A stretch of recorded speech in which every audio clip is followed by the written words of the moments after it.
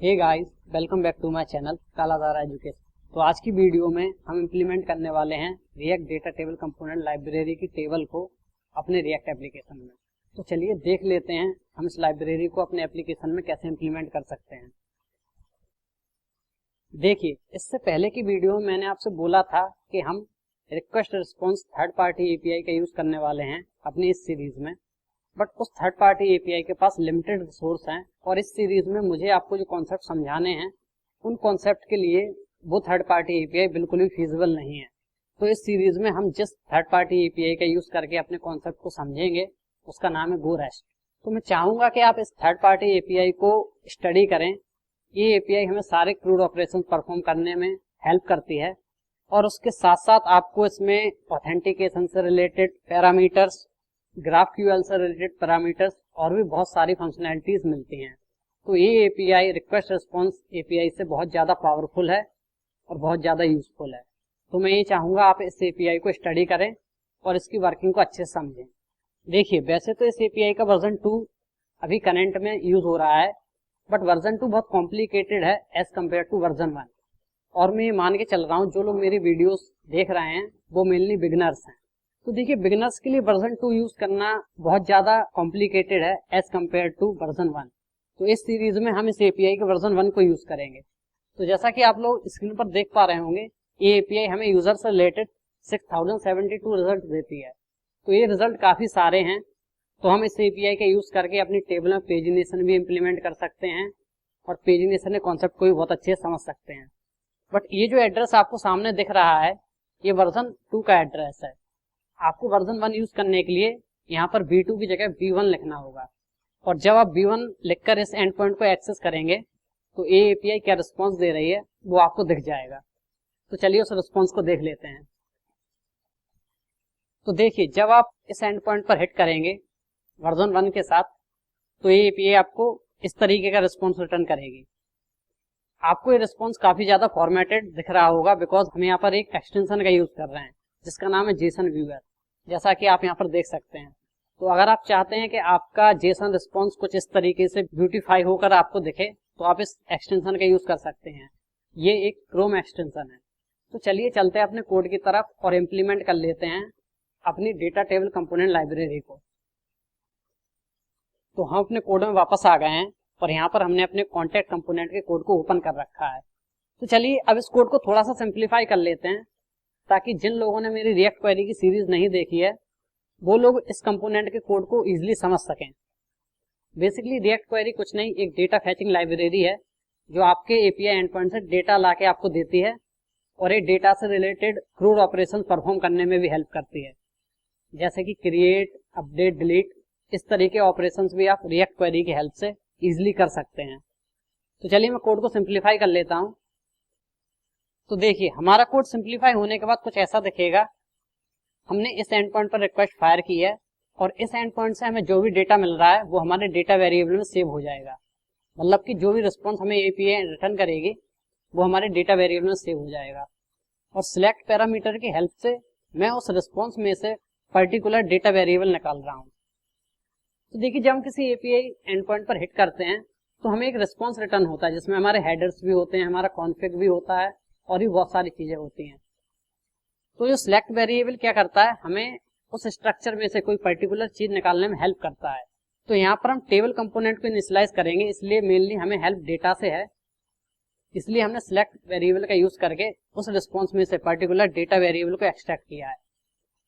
ये सब कैसे होता है अगर आपको डिटेल में जानना है तो आप मेरी रिएक्ट क्वेरी की सीरीज देख सकते हैं।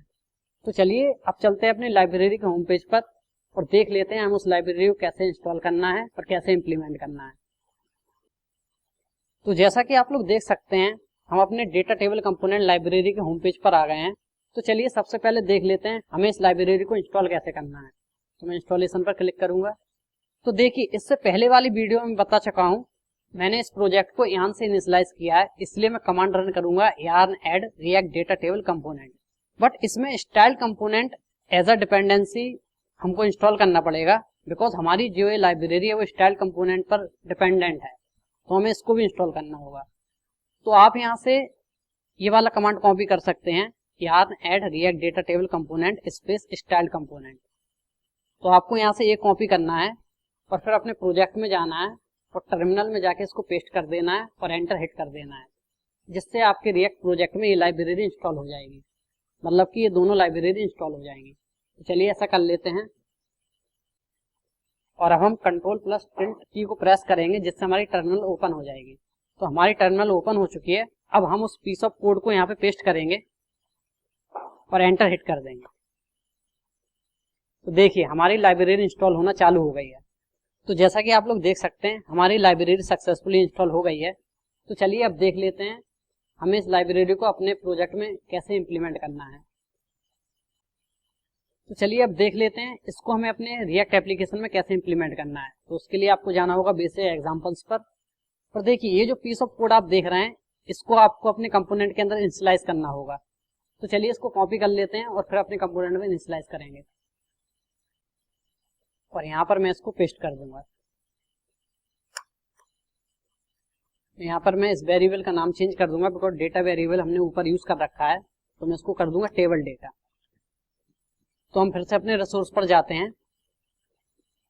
तो देखिए हमें इस कंपोनेंट को भी कॉपी करना होगा, तो हम इसको भी कॉपी करते हैं और अपने रिटर्न पैरामीटर के अंदर इसको पेस्ट कर देते हैं। तो मैं डेटा टेबल को इंपोर्ट करा लेता हूँ बिकॉज इसे इंपोर्ट भी कराना होगा। तो मैं कंट्रोल स्पेस दबाऊंगा। देखिए रिएक्ट ने में सजेशन दे दिया है और कॉलम्स के अंदर कॉलम्स और डेटा के अंदर डेटा, यानी कि टेबल डेटा। तो देखिए हमने इस लाइब्रेरी कोड को अपने एप्लीकेशन में इम्प्लीमेंट कर लिया है। तो चलिए अभी देख लेते हैं हमें कैसा आउटपुट मिल रहा है। उसके बाद जो इस एपीआई से डेटा आ रहा है उसको हम इस टेबल के अंदर मैप कराएंगे। पहले देख लेते हैं टेबल कैसा स्ट्रक्चर रिटर्न कर रही है और हमें अपने यूआई में क्या मिल रहा है। तो चलते हैं अपने ब्राउजर की तरफ और देख लेते हैं हमें यूआई में क्या आउटपुट मिल रहा है। तो हम अपने ब्राउजर में आ गए हैं। तो चलिए कॉन्टैक्ट पर क्लिक करते हैं।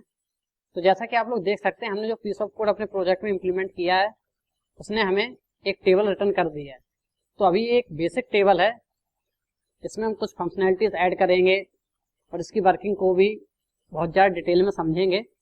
तो देखिए हम जो थर्ड पार्टी एपीआई से डेटा मंगा रहे हैं उसको हमने कंसोल भी कराया है। तो चलिए ब्राउजर के कंसोल को चेक कर लेते हैं और देख लेते हैं हमें अपनी थर्ड पार्टी एपीआई से डेटा मिल रहा है या नहीं।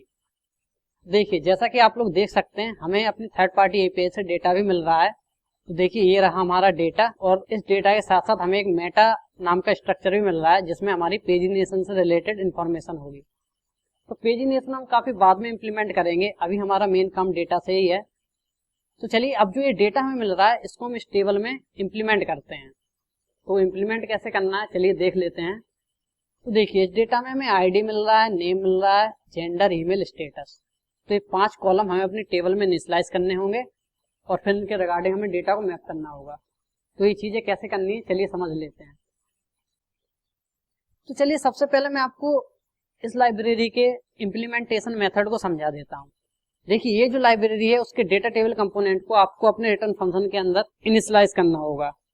और ये जो डेटा टेबल कंपोनेंट है ये 2 पैरामीटर लेता है बेसिकली।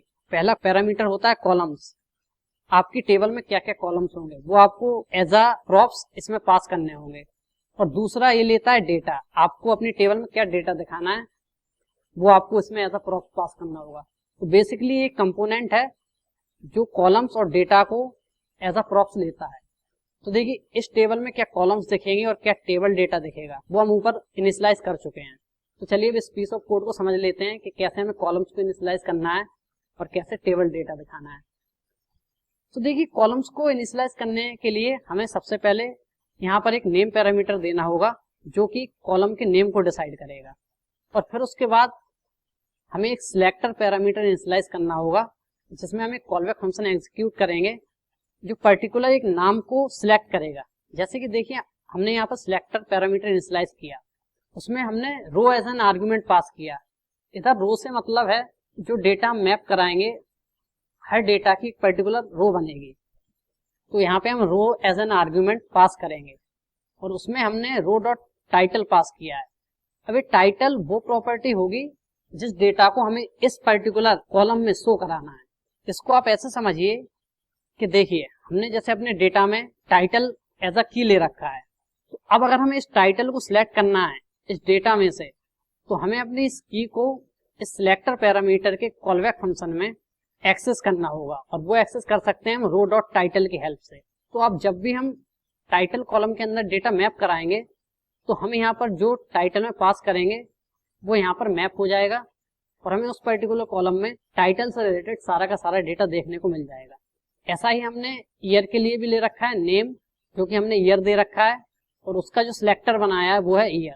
तो अब हम ईयर की जिस डेटा में भी पास करेंगे ये इस पर्टिकुलर डेटा को रेफरेंस करने लगेगा। बेसिकली यहाँ पर हम रेफरेंस क्रिएट कर रहे हैं, रो डॉट टाइटल से हमारा रेफरेंस इस डेटा को जाता है, इस डेटा सेट को। ये जितनी बार भी होगा हमारा रेफरेंस इस डेटा सेट के लिए जाएगा, और रो डॉट ईयर से ये हर डेटा के पर्टिकुलर ईयर की को टारगेट करेगा।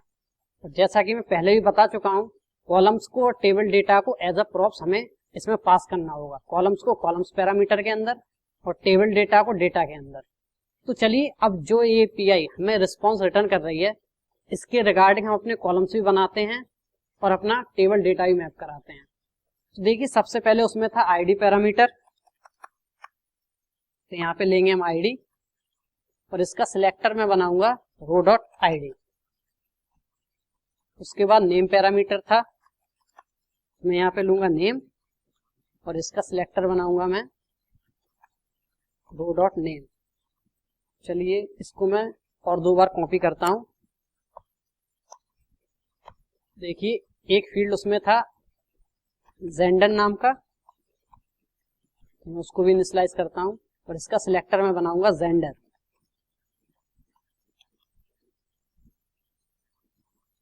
और एक फील्ड था स्टेटस नाम का, तो इसका सिलेक्टर मैं बनाऊंगा स्टेटस। तो देखिए अब हमने अपने टेबल कंपोनेंट के लिए 4 कॉलम्स इनिशियलाइज कर लिए हैं। तो चलिए अब इन कॉलम्स के रिगार्डिंग हम डेटा को मैप करा लेते हैं।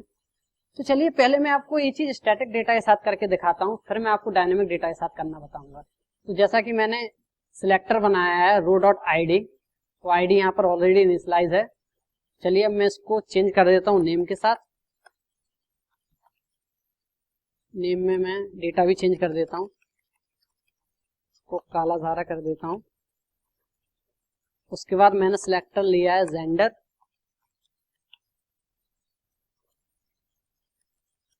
जेंडर में मैं मेल कर देता हूँ, और उसके बाद मैंने स्टेटस भी लिया है, तो स्टेटस को इनिशियलाइज करके अभी हम स्टैटिक डेटा मैप करा रहे हैं अपने टेबल डेटा में, इसको मैं कर देता हूँ एक्टिव। इन चारों को कॉपी करूंगा और यहाँ पर पेस्ट कर दूंगा और डेटा को चेंज कर दूंगा। इसको मैं कर दूंगा 2, इसको लोकेशन, इसको